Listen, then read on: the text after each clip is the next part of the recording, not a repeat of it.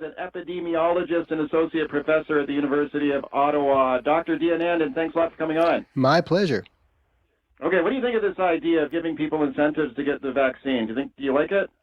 I don't in general, but it may be unavoidable. And here's why I don't like it. It depends on the kind of incentive you're giving and the timeline for it.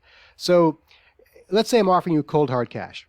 And you're otherwise very hesitant around this vaccine. I haven't won over your heart or mind. I haven't convinced you that the vaccine is good. I've just bought your participation for the afternoon. So ultimately, it doesn't solve the underlying science hesitancy problem. It just buys my way out of the issue for the day.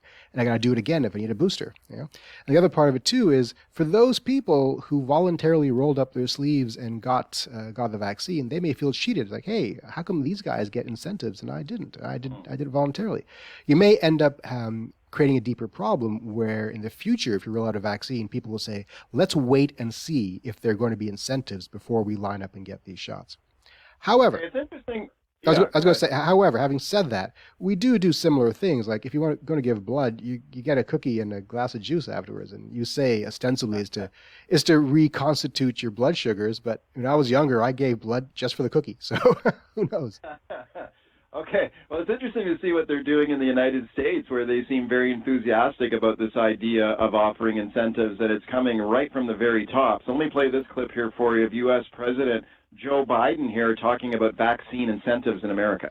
The NBA, the NHL, NASCAR tracks, they're offering vaccines outside playoff games and at races. Major League Baseball will be offering free tickets to people who get vaccinated at the ballpark. And to top it off, Anheuser-Busch announced that beer is on them on July the 4th. That's right, get a shot and have a beer. Free beer for everyone 21 years or over to celebrate the independence from the virus. Okay, free beer for everyone. Yeah, they're really laying it on thick down there for the incentives. Do you think maybe there's more vaccine hesitancy in America, Dr. Deonandan, than there is in Canada? Maybe that's why they're doing it more down there than we are here? I think most definitely there's more hesitancy there, but we have to distinguish the types of hesitancy. There are the hardcore anti-vaxxers for whom this is never going to work. They're kind of a religion, and you don't combat religiosity with evidence or with strategies like this. Then there are those who are skeptical about the science, and for those people, you really want to approach them, with some care and explain the science carefully. And then there are the rest for whom maybe there's some apathy or maybe it's too difficult to access the vaccine. For that latter category, I think this works well. You're sitting in a ball game and they'll offer you the vaccine right there where you're sitting. Hey, that solves the problem of access. And if you sweeten the deal with a free beer, that's okay. So as far as ethical transgressions go, that doesn't bother me that much. It gets more problematic if you're offering cold hard cash, especially if someone is vaccine hesitant for deeply seated reasons, but they're poor, and suddenly you're exploiting their poverty to get what you want out of their bodies, and that's not very good. But beer is fine, a free ball game, that's fine too.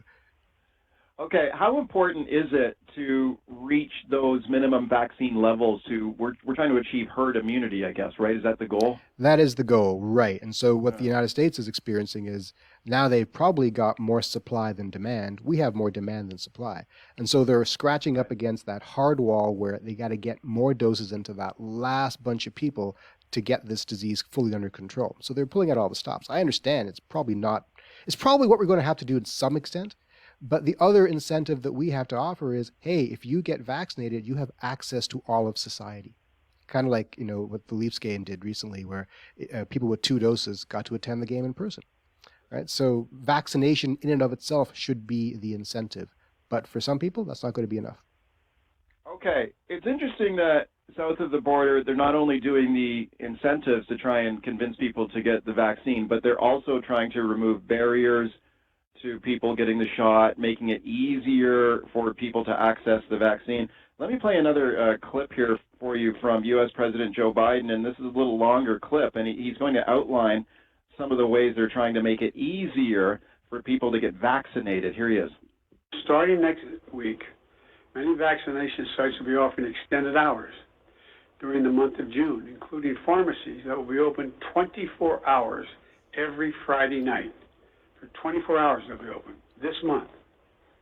If you're too busy at work or school, You can get vaccinated around the clock on any Friday. Any Friday.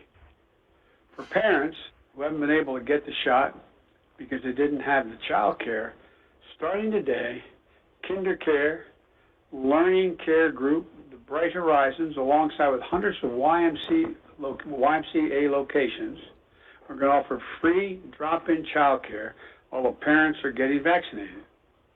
In addition, Uber and Lyft are both offering free rides to and from vaccination sites, vaccination centers. It's easier than ever to get vaccinated. Okay, really interesting, I thought, there, U.S. President Joe Biden outlining some of the ways that they're trying to make it easier for people to get the COVID shot. So 24-hour clinics on Fridays, free childcare, free rides to the clinic from Uber and Lyft. Dr. Deonandan, what do you think of that? I love it. That's exactly what we have to do. That's the way to do it. Now, I love the fact that it's on Fridays, so you've got the weekends to recover. The thing that's missing there is for some people, they get such bad side effects lasting 1 or 2 days that they can't go to work or care for their kids. So the additional childcare would be nice if it was offered for a couple days after your shot, or if your employer was encouraged to pay you while you're at home recovering.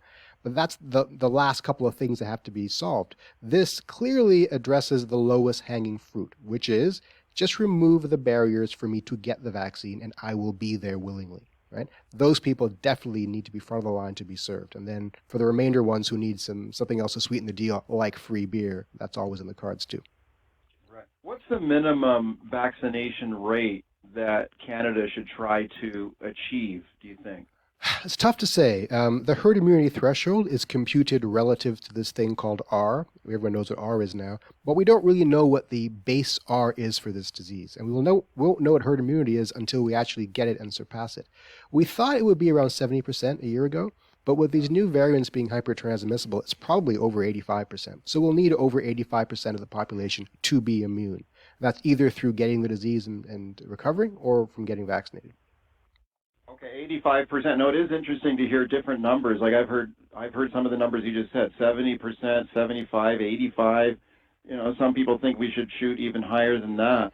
Okay, so if we look at like 85% though, do you think Canada's on track to achieve that? Yes, we are. Surveys suggest that 90% of people are willing to get the vaccines.